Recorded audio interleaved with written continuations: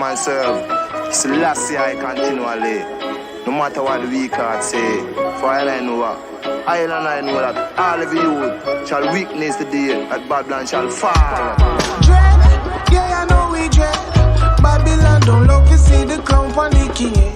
But Jah will never give the power to no ball, eh?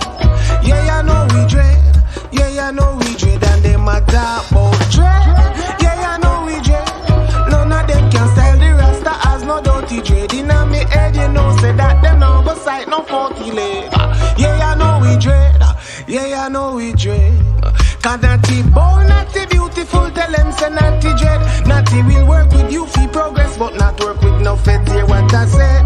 Freedom is what I and I defend, tell them again. Freedom is what I defend, and natty rule, natty humble, you fi know say natty rough, natty mystic, like the herbs where I and I puff, we got it no. Yes, we dread.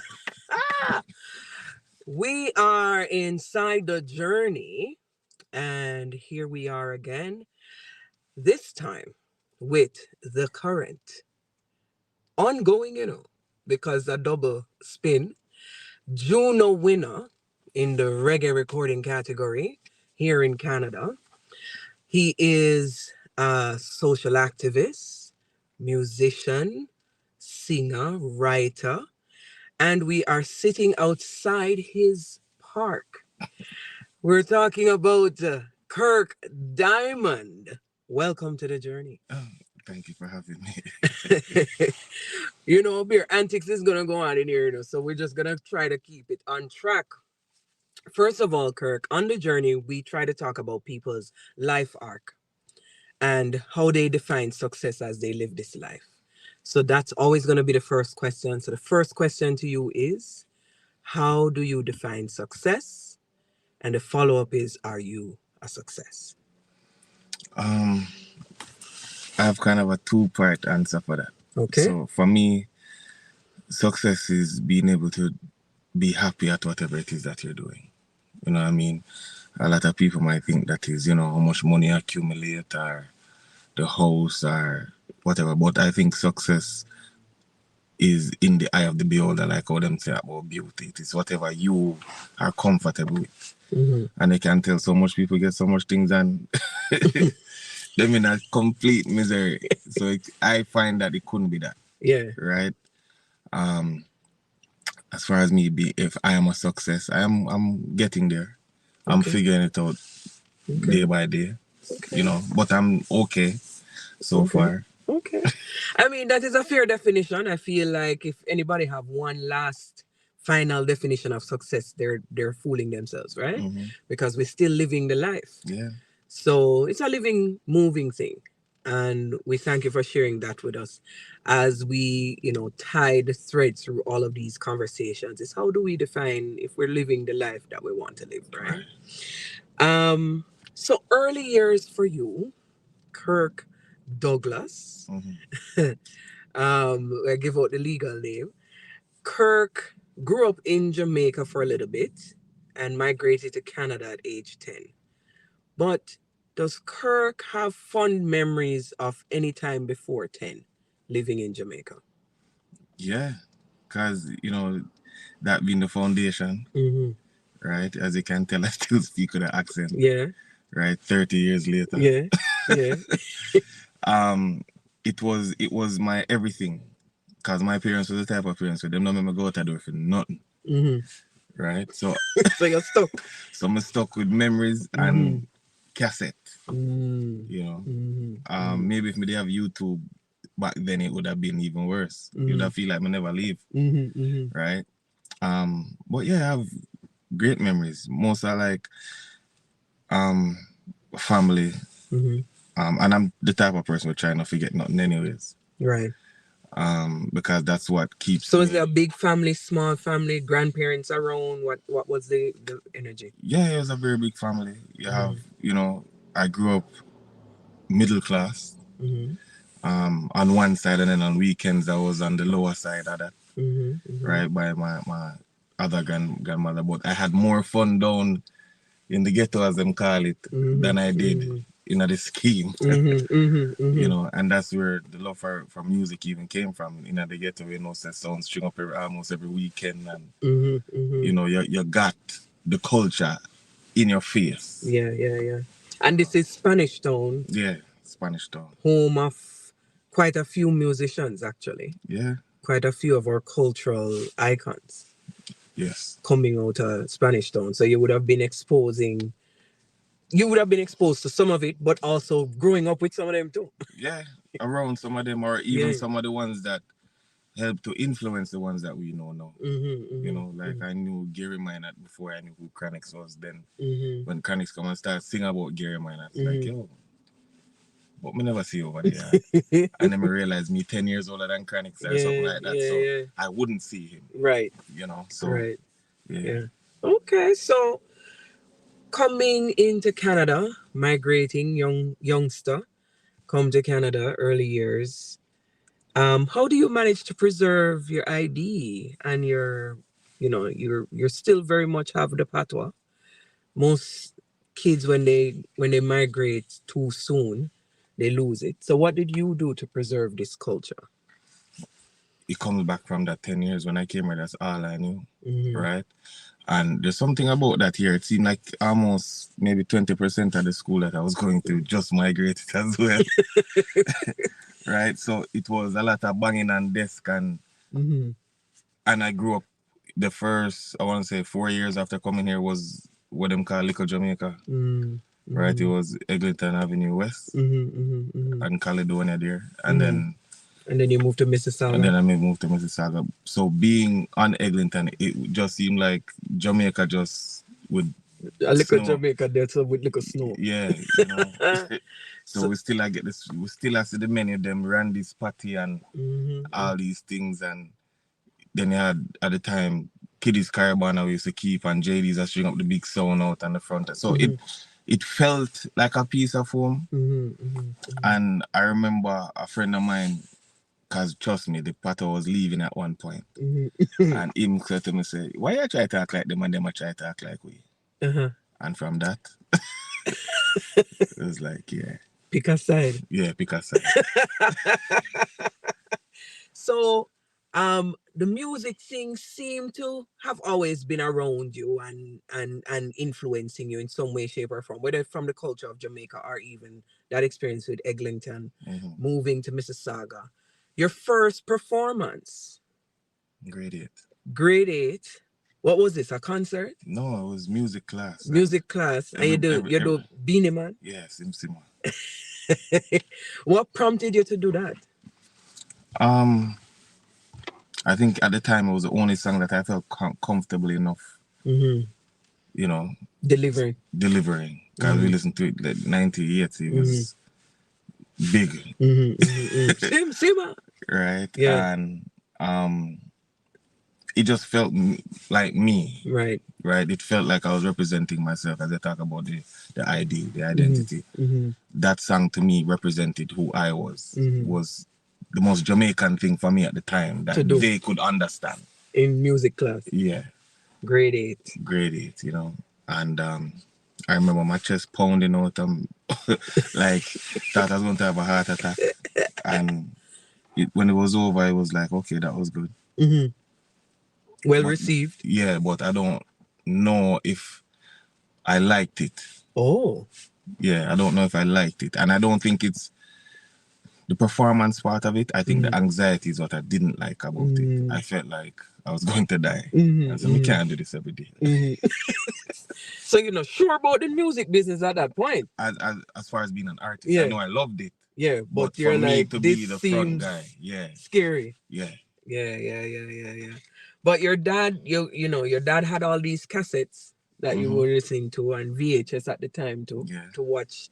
You probably were seeing all the movements of artists like Beanie Man and so on. I still have those cassettes and VHS now. Yeah. So it's planting. So is that where the bug of music is being planted? 100%. Yeah. So there are, however, some detours in the life. The first time I met you, actually, you were coming in from, I believe, Edmonton. Saskatoon. and you were a driver. Driving. Yeah. Yeah. So it wasn't always the music. No. When you were growing up, was it going to be music? Did you have another dream? Basketball. Basketball. Yeah. You're good at it? Yeah. Yeah? Yeah. Okay, so we could have had an NBA star sitting with us. I don't know about that. Don't know about that. So- It was one of those, when you're a child, you dream, and you say, yeah, what? Everything when I see them can do, I can do it. And Yeah. winter where I walk with a shovel, go shovel off a basketball court and say, yeah, basketball. Because we ever met the team. And we met the team and kick you off a team for fighting and I say, no, so this not gonna work.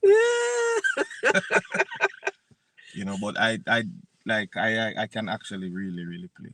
Yeah. When my healthy and thing. Okay. Yeah, and that's actually a part of my fitness? When festival season is coming. Okay. So you look at that. We're learning things here.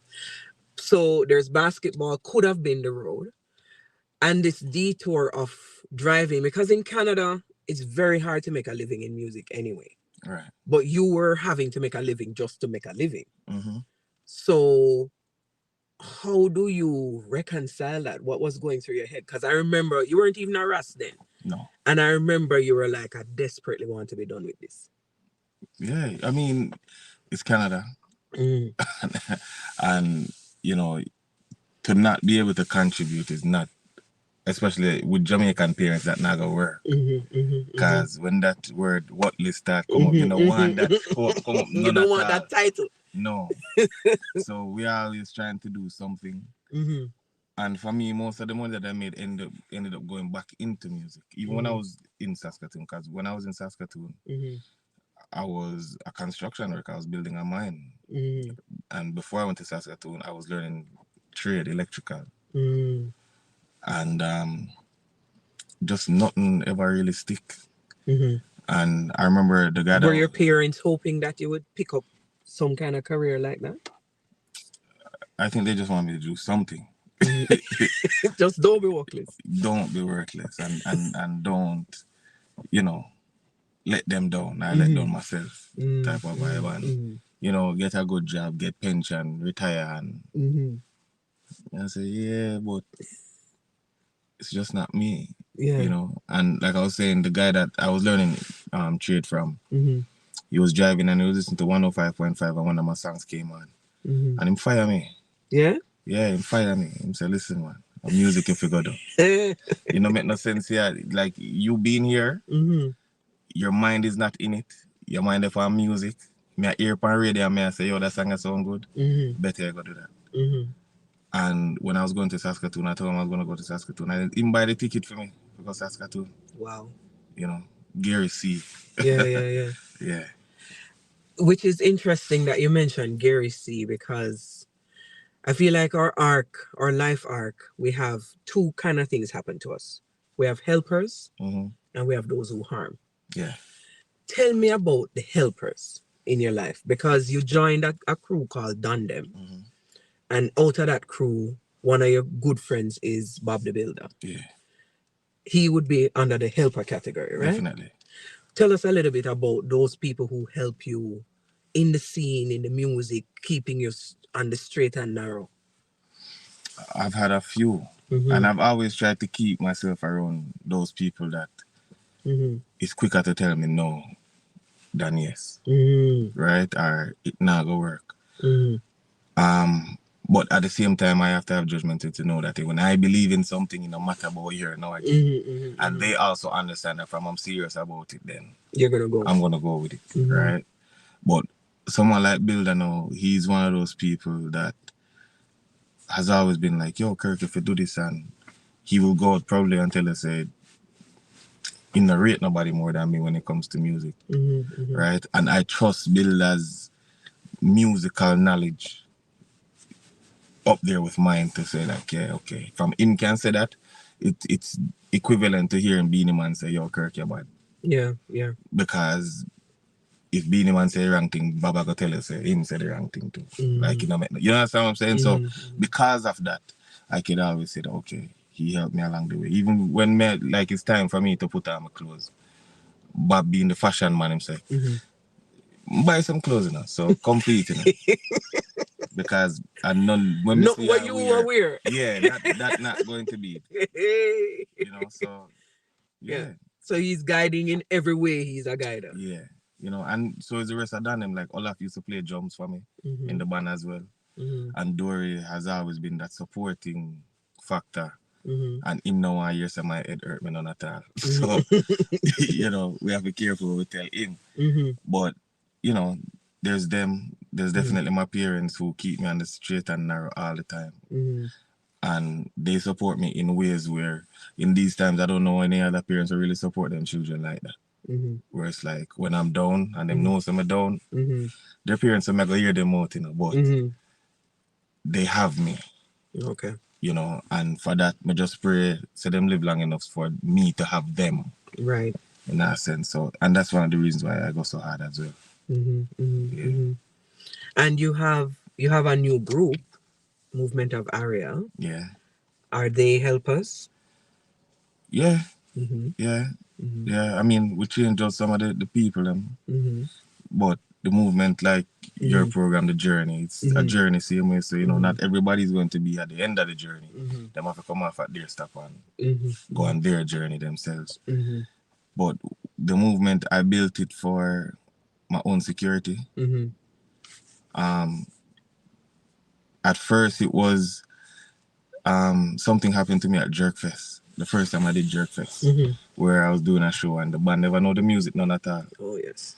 And I was like, this will never happen to me again. Like you have to have. Yeah, I have to have mine. And I realized then too that after Jerkfest and Jambana were the only two, what I call it, black organizations that were booking me. Everybody else was like, you know, white or country or folk festival. Some kind of folk thing and... Yeah, and with them when they book you, you better bring a band. Right, so... To be serious, really. Yeah. In the music scene, a lot of artists don't know that. Yeah. But to be taken really seriously, you need to roll it a band. Yeah, you better have the band. Yeah. And for me, it was, you know, taken from like Bob Marley, them, it's like, I don't want a band where you see me with them and then you see, no offense to nobody, like a backing band. Right, because then that confuse the buyer as well. Because when them see you with other people all the time, it's like, we don't need to pay you so much. The thing not really professional like we thought it was. Right. So when them see the same individual, it's like, okay, this is actually a band. And as far as my own security, come back to the Beanie Man thing with how I felt performing. I use them as a clutch so that I don't go through that anxiety so tough. So even though someone call me for like even a track show, nobody not understand the anxiety that I go through. To just go do it by myself. Yeah. I don't know. Like in my mind, I don't see it go well. This can't go good. It's not going to go good. But for me, when I'm on stage, if I look to my left and say Joshua, if I look to my right and say Stretch, I know recorded up on it. Like they are there. Yes. You know, your people are there. They're there. So that's, but they help us in the most case. Yeah. And then I rang for tell me if I sing half key. So hey. Yeah. You need that. You need that. You need honesty. Yeah. Sometimes them too honest ask me. Can they laugh off of me on stage? Yeah. Just dead with laughing. On stage? Yeah. And Joshua will just pull up all the song and say, come again. You never. I mean, that's a good vibe though. That's a good vibe. And the craziest part about it, we make the whole audience know. So like, you went up. Yeah. Everybody's a part of the show. So, and it's a family thing. I practice, rehearsal. Yeah. And crowd a laugh, we a laugh, and the show continues. Nice. You know. And conversely, there are those who harm. A lot of time we hear, you know, the perspective from women in the industry, but we don't hear about the struggles that the men deal with. Right. We know kind of like, you know, because I'm around the industry, I know that there are times where, you know, you might have to be fighting physically. Yeah. For your intellectual property. Right.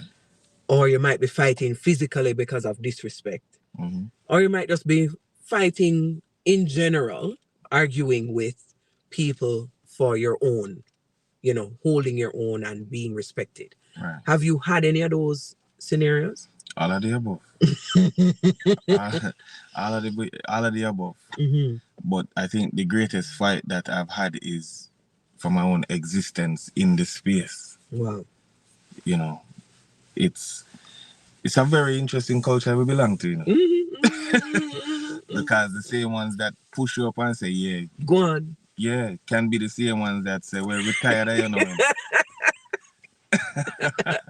Yeah, we don't want to hear him no more. And it's like I'm smart enough to, I can read the article and read between the lines and say, yeah, well, something that it's run out. Yeah, and they don't understand it unless they're in your shoes, because everybody can have an opinion outside, and Jamaicans are some of the most opinionated people.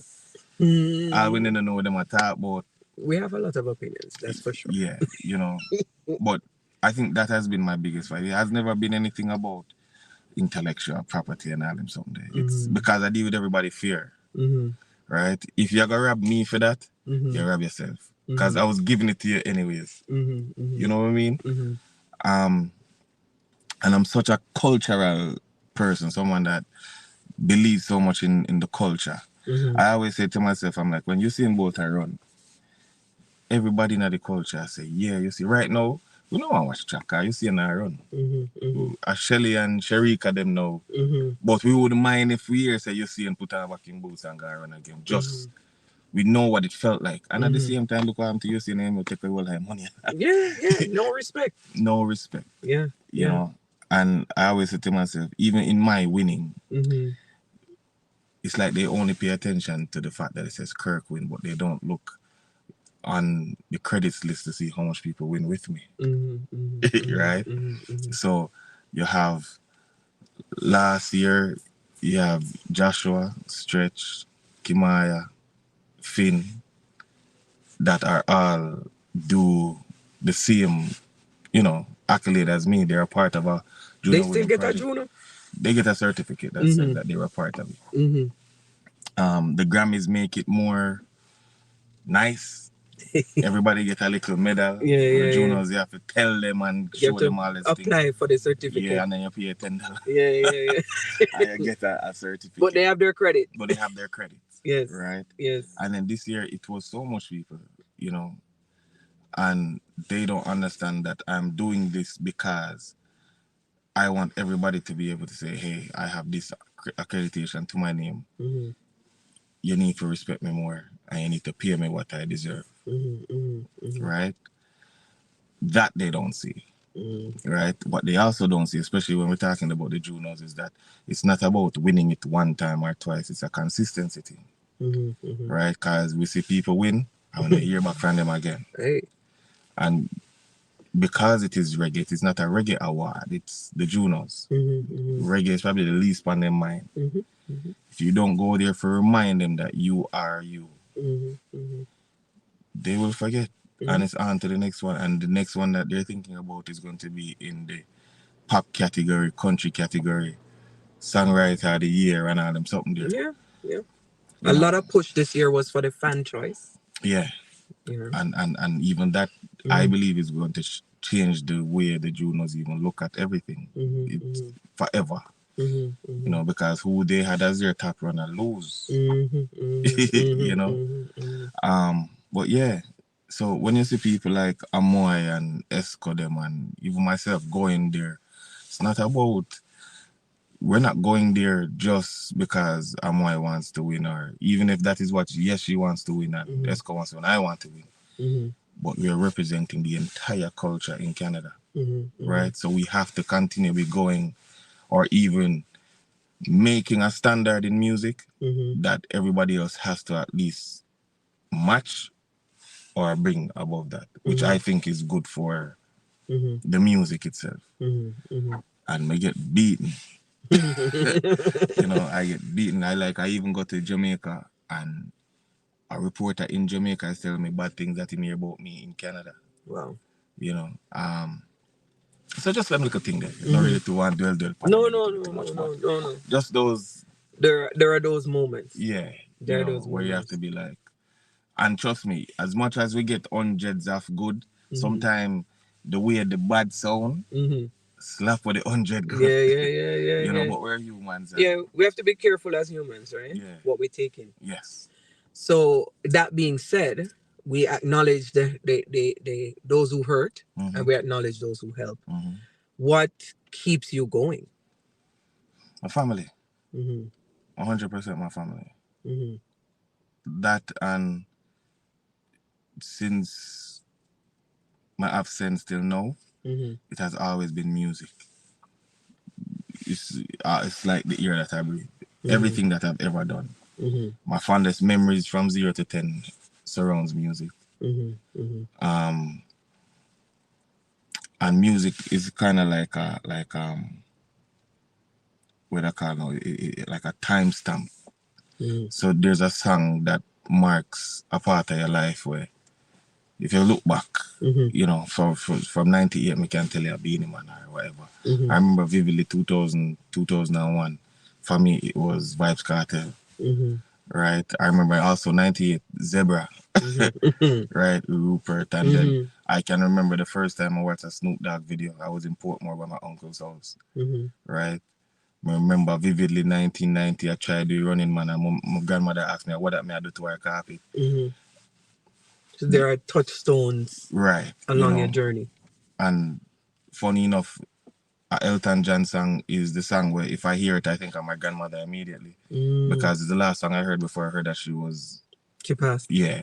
You know. Which song is that? Candle in the Wind? No man. It's a new song. It's a song with him and Dua Lipa. Okay. Yeah. Yeah. And I just like the way it sounded. And every time I hear it, it's like mama. You know, it's not a not all to do with emotions or feelings, and it's just that was the song that you know. So for me, it's everything from Ninja Man, Super Cat, Shabba Comer. Everything tells a story of who Kirk is, right? I tell people, say, me and Kaffanal used to have this talk all the while. We say we know where Corey go in a dance tastes like versus Corey go at 9-9. Because two different tastes. Two different tastes and two different cultural experiences. Exactly. You know, so these are the things that I can't, and both of them have music surrounding it as well. Have to. Right? Have to. Dead yard music versus dancehall music. Yeah. You know? So it's a constant thread. Right. That keep me going. I don't know what I would do if I wasn't doing it. You know? Well, speaking of that, Amoy was our last guest, and you will have to do this as well. But all of the guests have to position a question to the next guest coming. Okay. It's the thread that will keep this journey. So I'm gonna play now the Amoy question. In mind that the next guest may not be from music. Could be from any walk of life, because that's what this space is about, talking to all of us. Give me a question that you would love to ask somebody coming up next. Yeah, that's a good one. Let me see. The first thing that came up to me, and that's another thing, that's the intuitive nudge too, is the first thought is always the right thought. So I'm gonna go with it. I'm not gonna question it. The first thing that came to me was, what makes your heart sing, and how are you living that? And if not, why aren't you? And if you are living it, and if you are doing that thing that makes your heart sing, how are you using it to not just help yourself, but others? I'm writing it down. What makes your heart sing? Are you living it, doing it? If not, why not? And if you are, how are you helping others? What makes my heart sing? That's almost like the success thing, right? Like we said, because I'm so, like, music is such a part of me. Everything that I experience makes my heart sing. From the deepest hurt, singing is what, you know, is that antidote, that the medicine. And joy, you know, singing is my greatest expression that I could ever have. So yeah, I'll say life itself makes my heart sing. Life. Right. You have to take the good with the bad so that you can understand both. You know, and how I help others, or how I think I'm helping others, is not just I alone is having that experience. So when I sing things like "Let It Be Done" and all them something, it's like you can tell, especially when I perform it, I can see that people may be going through something similar to it, and the songs are helping them. Or a few years ago, after we put out Greater, I got a call. I was in England, and a guy was thinking about killing himself the night before, and he said that he listened to Greater the entire night and loving away at. And that's the reason why he didn't, you know. I've even gone on everything in a bathtub and with him family, you know, in the house. You know? So imagine that sight if he did it. You know, like all he could think about is that. And when I think about that, that was what made me really know, say, I have to be careful of what I put out in the universe and call it art. Right? There's a great responsibility now. Definitely. And then my children also is one of my biggest motivation, because certain things that I haven't said is what really motivates some of the music that I sing. Because nobody feel like it was just me just want to get up and say Rasta and we want to sing motivational music like me and a monk. You know what I mean? Because really and truly, my music is not, it may be inspirational how you take it or how you listen to it, but there's a lot of torment in the music itself, right? So I think the biggest example that I didn't know, and the reason why even the Rasta journey came about, was I got arrested at 15 years old for something that I had no idea what they were talking about. Yeah. And I was on curfew from 15 to 19. So my entire time when I was supposed to be exploring what a teenager meant, running up and down and doing, I was in my house. House arrest? Basically, kind of school and house. And then with my parents and the police, them say you can't go to the door. You're not going out there. It's going to be an extremist sport now. You're not moving. You're not moving. You know? Wow. And I think you might think that you deal with that thing because you're not thinking about it every day. You become a man now, you feel, and you walk up and down freely. That you go court and then tell you, say, well, you can go because you weren't even there. And you say, okay, good, I'm free. You're not thinking about the fact that the past 4 years was robbed from you. And then all of a sudden now, you have a child now, and the child start walk and talk, and then all of a sudden something hits you and be like, yo, what this happened to me, I don't want it to happen to them. Or the feeling of when them accuse me of this, even though they never sent me to go jail because both my parents showed up. And they said that the reason why they let me out is rare because the judge, she's from Trinidad, said it's rare to see black boys have both their parents come here for them. But then the judge even looked at me and said, you need to behave yourself. And I didn't do nothing. It's basketball, I'm going to play. Right? And not knowing if your parents even believe you. That part. Right? Because, you know, we come from... And they could have not shown up. Right? And that's why I'm saying I'm blessed that they show up all the time. Right? And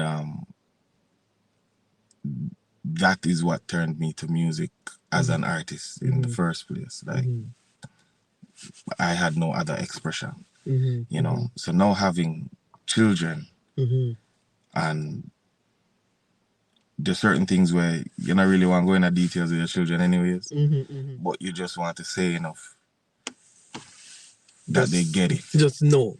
Right? Yeah. And then, you know, now they come with me to shows and all them something. So they see how I interact with the crowd, and I'm not just talking for talking's sake, right? And they're seeing a life that hopefully it's not, I mean, I work, but when you're a child and you're seeing your father on stage, I would assume there's something about seeing people cheer for your father or your mother.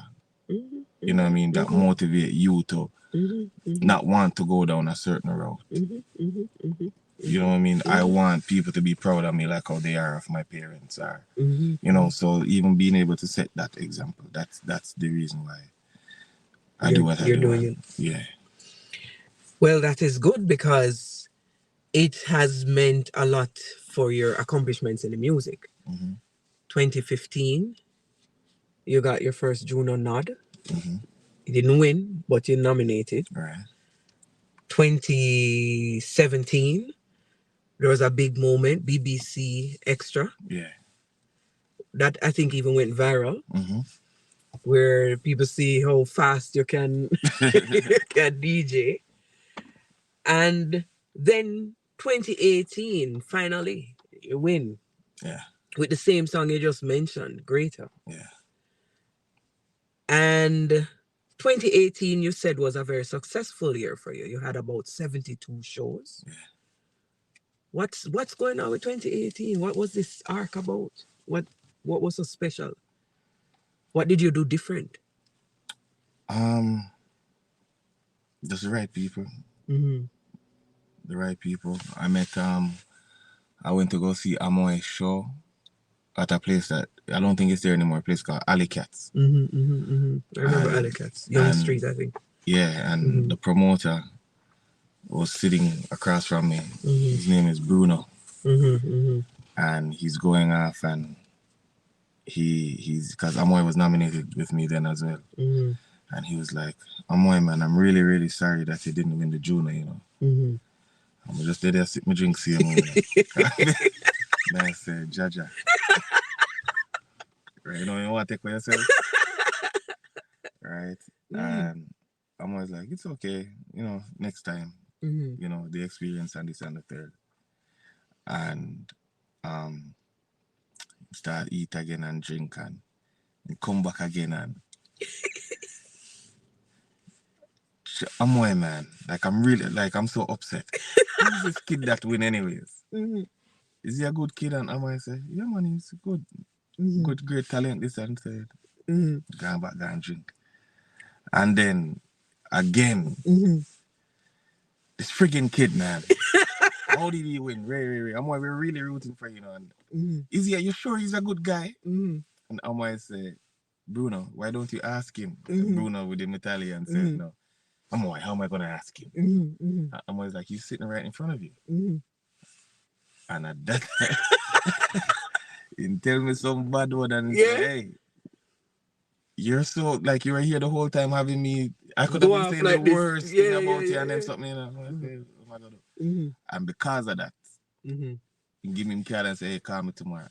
And then me and him have been friends since then till now. And that man made sure that I was booked, made sure I was paid, made sure I could take care of myself and my family. Right? Even some shows where we and the bartender. We drunk, bartender drunk, because in there they try new drinks. I say, hey, man, come try this and tell me what you think about it. And we did have a hell of a time. Free drinks and payment and nobody not there. A rehearsal. Yeah. Right? And then we're doing that, and I was learning how to perform properly with a brethren called Slim Flex. And then Slim Flex is bringing me to the African crowds, and those promoters are booking me. Bruno's getting me shows, and it was just non-stop. All while I'm still driving. And even when I drive, I've never had to look at none of those paychecks. Because we're working so constantly.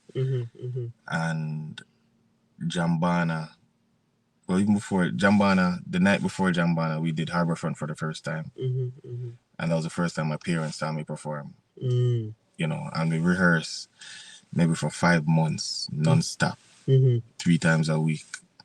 for that performance. Not because it was Harbor Footed, but because my parents were there. We're going to be there, so you can't mess up. Right, because if I mess up, you know, so them are going to say, hey, You better go back and drive. you need to go back to school. Yeah. You got a good job run on desk. Yeah. Pension. Yeah.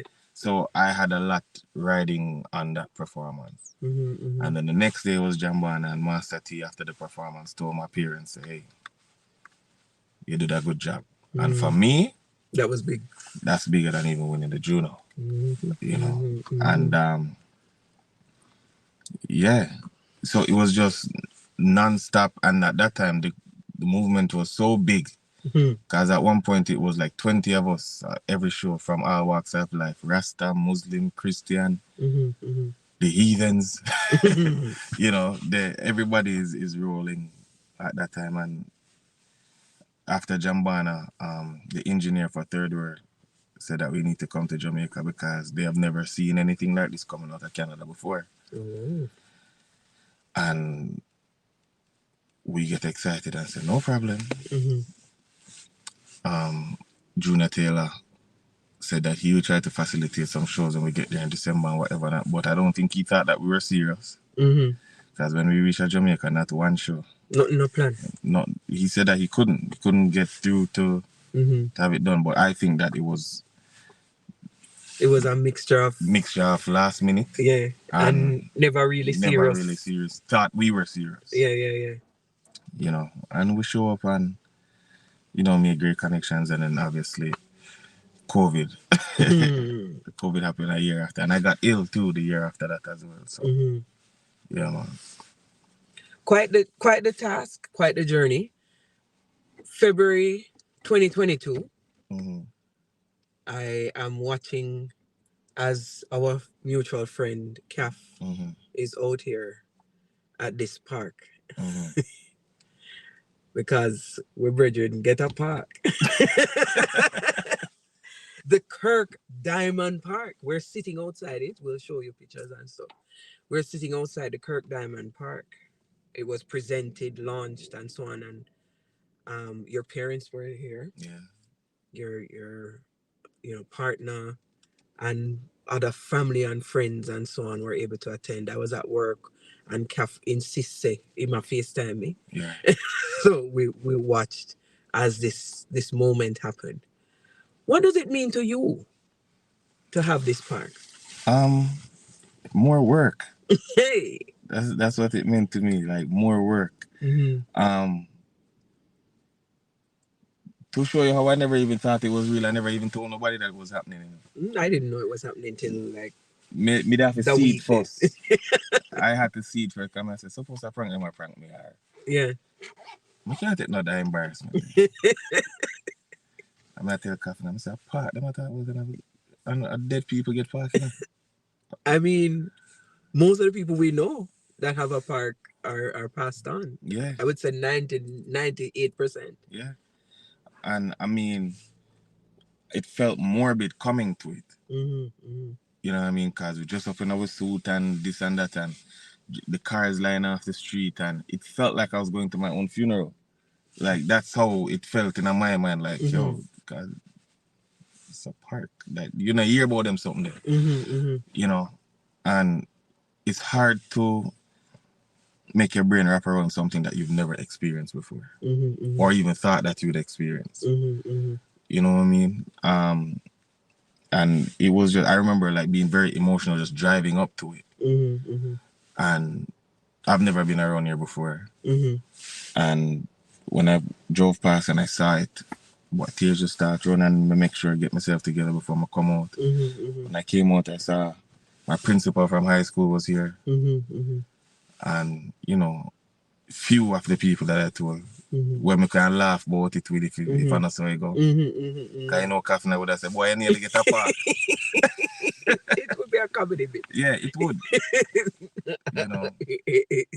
So everybody that I invited personally was people that are comedians. They weren't, like, I think even my parents, they found out about it maybe like 2 days before it was happening, come and say, hey, if this not real, get a job in the car. You know? Yeah. But to answer your question, what it means is actually more work because now I have to prove to not only other people but myself that my work warrants this park, right? And it has to be a place where people can come here and understand from the work that I've done why it is there. And personally, I don't know if I've done enough yet. So for me, it is more of a Kirk, this is your potential. Here's a goal to aim for. You know what I mean? Yeah. So it's in the ground. In Brampton, the plaque is there. But when you drive by, it's a reminder to do more. Yes. 100% to do more. You know? But not taking away from the fact that I know that I've done a lot. Even stuff that we don't speak about. But we're talking about a park. You know? We're talking about a park where it's like when it comes back to that same success thing. When people, especially now, are gonna look on it and say, well then, let's go check him streams. But in that stream millions and Ray. So oh him Ray and this artist and such and such. But they're not going to know, so well then a man never killed himself because of Kirk Diamond music. Or a youth don't want to be a gangster because of Kirk Diamond music. Or a youth want to learn to play music because him see the band perform. So I'm not going to turn to certain things. You're not seeing how we're trying to literally change trajectory of people's lives.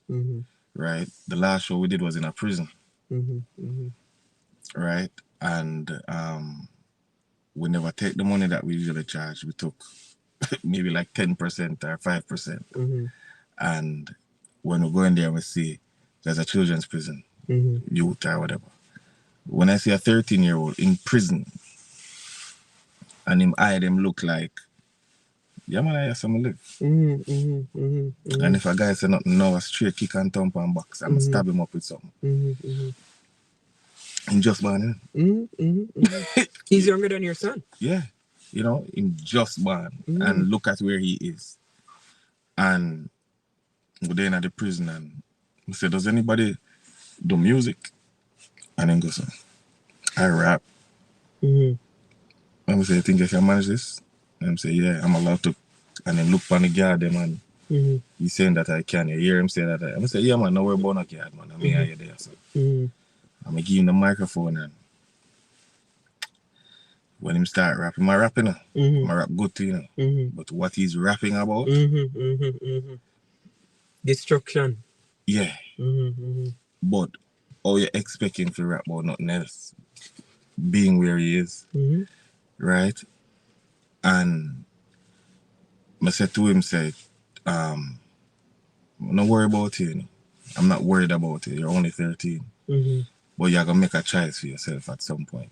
And the reason why I say that I don't worry about it because when I just started doing music, I used to sing them something too. And nobody wasn't saying, a fool and yeah, sing. I mean, I hide it from my parents too. I mean, I can tell you about different type of gun we never see yet. Because we hear it in the music from so long. We know about Haskell and that. I don't know what that is. I hear about it. Yeah, man, we know about M16. I never hold one. I never hold one yet. I can't tell you the difference between none of them. Me just know say it is what it is. Right? Yeah. And we say, I can't worry about that. Yeah. Me just have to worry, say, yo, we do our job and I try to plant a seed. And I say, listen, you never see me with no DJ. You never see me with, when I dress a certain way, my pants down on my knee or my ankle or whatever. But you see, say, I'm there and I try to uplift you. I'm going to give you a chance that nobody else would give you if you say, yo, he's talented. Hopefully that leave a spark in him to say, well then, I don't want to be here no more. And think about what I told you earlier. So my arrest me at 15. Them could have put me there so. Right? So imagine if they didn't put me there so I'm there on some man beat me up. I can't fight so good. Right? Maybe then there wouldn't be a Kirk Diamond. Right. And there wouldn't be a park. Right. Right. So is that a part of the social activism, the work that you want to be doing? Yes, 100%. Right? Certain things, you know, through reading and studying and them something there, which I never got into until I went to Saskatoon. Which is how comes, the Rasta journey began. Mm-hmm. And the Rasta journey only began because as a Jamaican, it made sense to me. It's the only thing that made sense for me, that identity. Mm-hmm. To still be cultural and still trying to find myself and my identity. Mm-hmm. So, certain things I'm gonna really understand, like the marching all the while, and like them something that I really like. Every minute I get up and I burn calories. Yeah. And that's all you're really doing. Yeah. In my opinion. Yeah. We see you walk up and down, but nobody's doing anything to change. But for me, it's like if me can go in at the prison, and because them even invite you and say, Kirk, if you want to come back in, you can come and play domino with them on card. And I'm like, yeah, of course. Just let me know when it's available, and gladly come give them 2-6.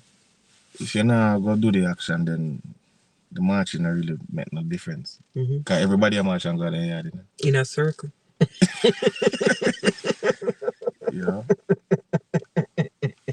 In a circle. Well, I think we've covered a lot of ground. As we wrap up, there are two things you need to do.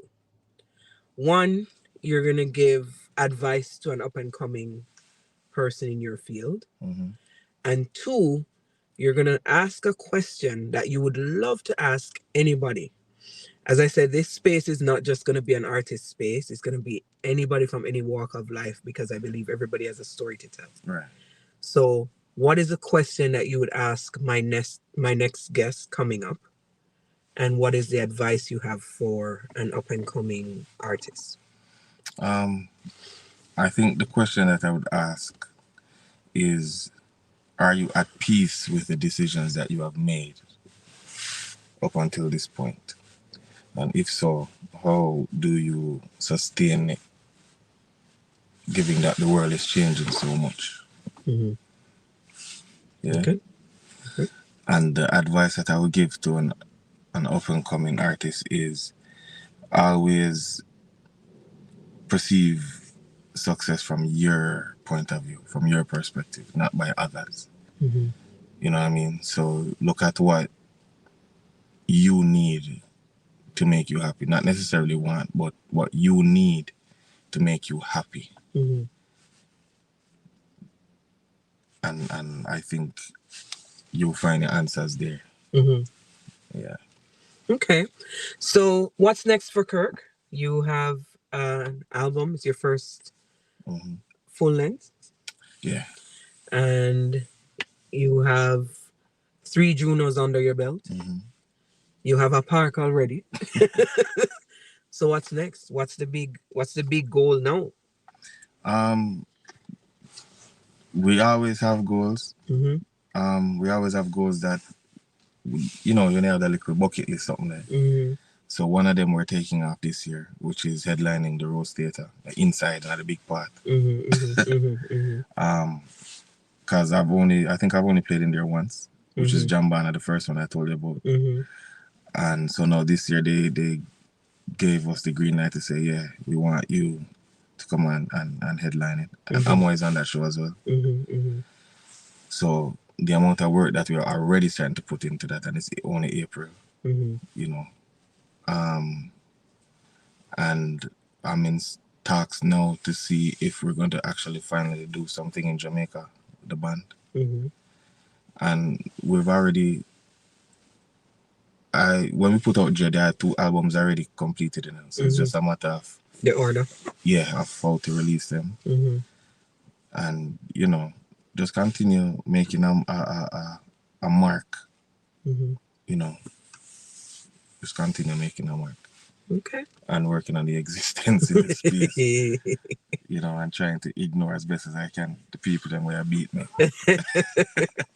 Well, we know that with the beating and the teaching, you can also learn and elevate. So we anticipate that, just like the words of your songs, you'll have greater and greater things to come. Yeah. And we anticipate that, the rest will continue to be dread out here and terrible. And we anticipate that as a human, you will contribute to live up to the park. Yeah, definitely. Just the other night, we did it, and I was in a reasoning, and my time my brethren say, you know, say, when I think about the world itself, and how long them say the world is, and when time we gone, it's going for many, many, many, many years after that. We just have a dot to try to let whoever came after us know that we were here. And I think that is the ultimate goal. We were here and we tried to shape, even if it's just carve a little place on the sidewalk for ourselves. Yeah. You know, we did something. Because a lot of people come and gone and then just come and gone. And they were comfortable with that. I don't know if I'm comfortable with that. Giving the fact that if you go back 20 generations, it take over 1 million people to make you. As a nation of people, you know. So how can you not want to left something in the ground to say, well, this nation here, where you call your bloodline, actually existed. And did something. Well, we continue to cheer you on. You know, I've always been one of the people in the back, in the back, clapping. Yeah, man, I appreciate it. So wishing you all the best, and thank you for sharing with us on the journey, and wishing you all the best on your journey. Yeah, thanks. Thanks to Kirk Diamond, of course, the current Juno winner in the reggae recording category. And we know all the big things and all the great things are coming. And we just thank him for taking time to sit in with us today on The Journey.